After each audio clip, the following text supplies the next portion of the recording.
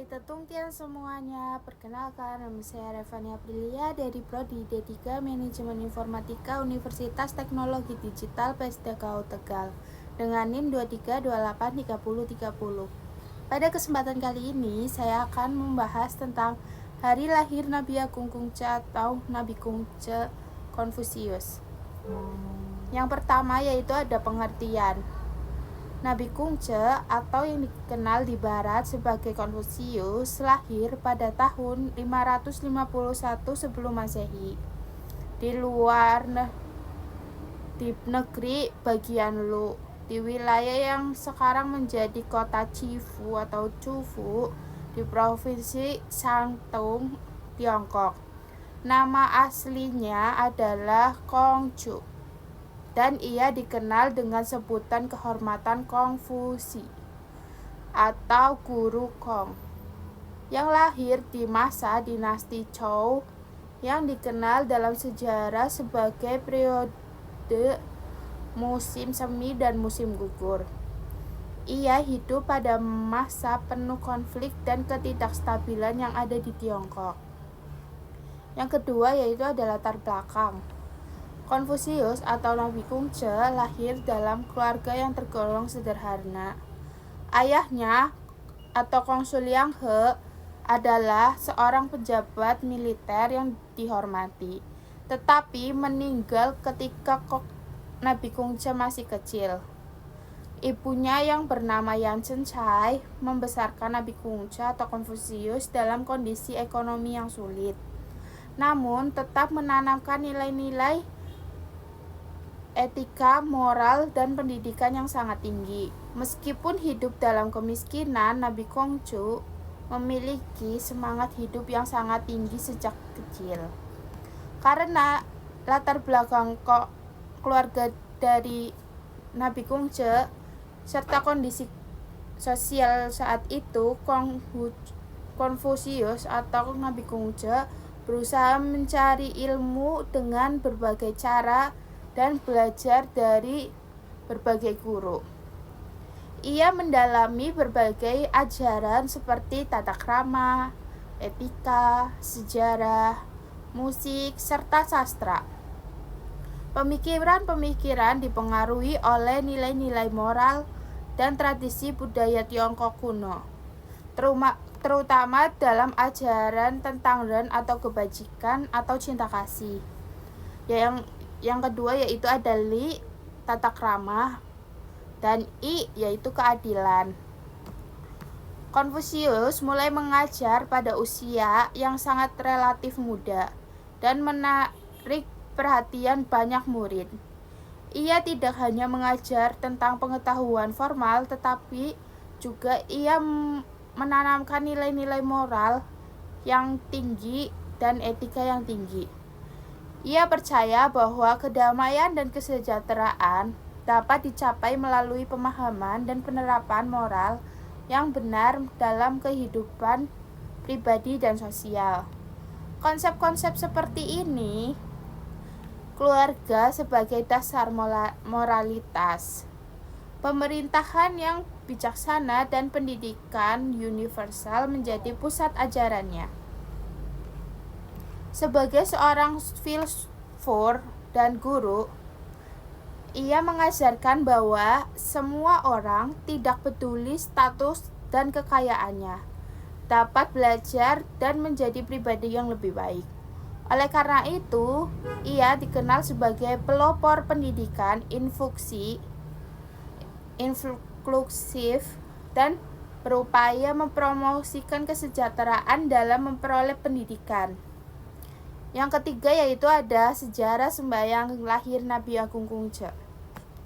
Dalam sejarah sembahyang lahir Nabi Kungce atau Konfusius memiliki sejarah panjang yang berkaitan erat dengan penghormatan terhadap Kungce sebagai guru besar dan guru agung yang mempengaruhi budaya, etika, serta pemikiran Tiongkok selama ribuan tahun.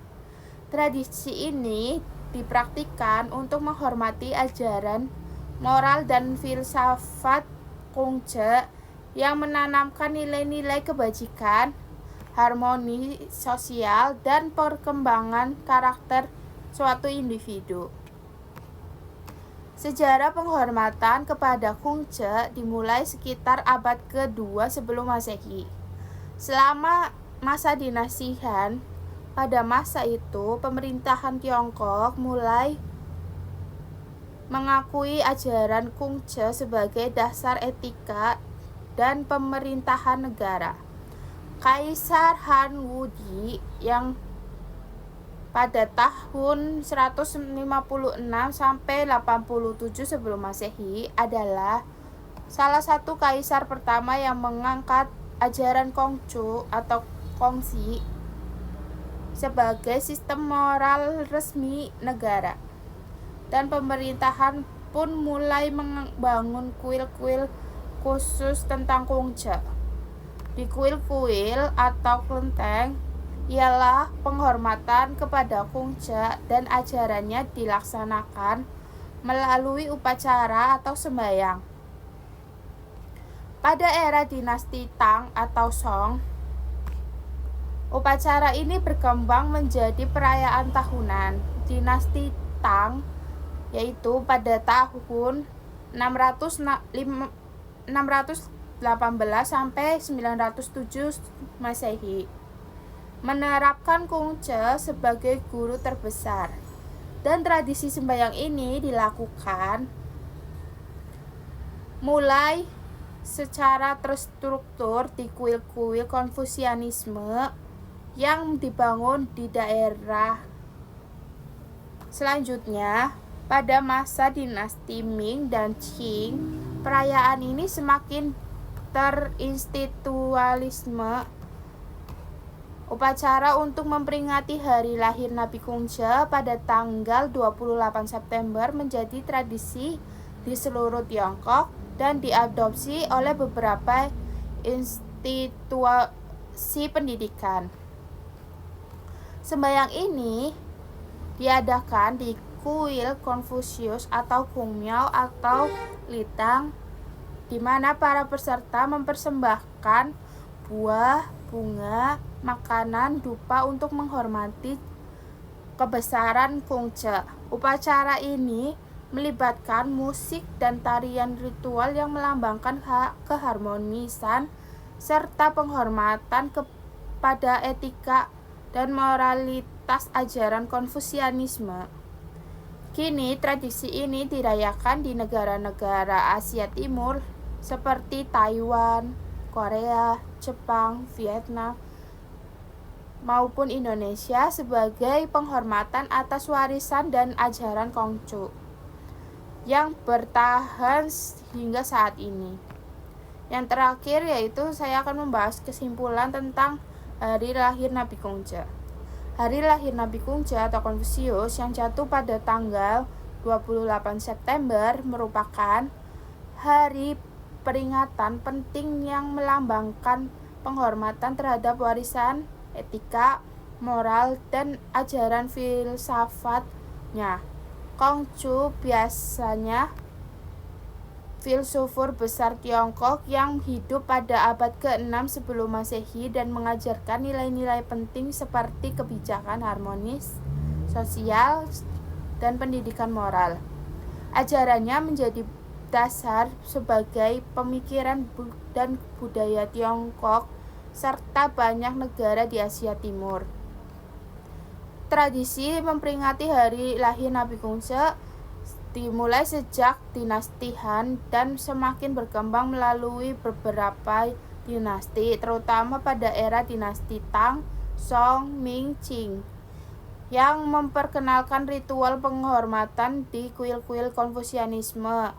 Upacara ini melibatkan persembahan musik, tarian, ritual untuk menghormati Nabi Kungce yang dianggap penting dalam membangun karakter individu dan masyarakat yang harmonis.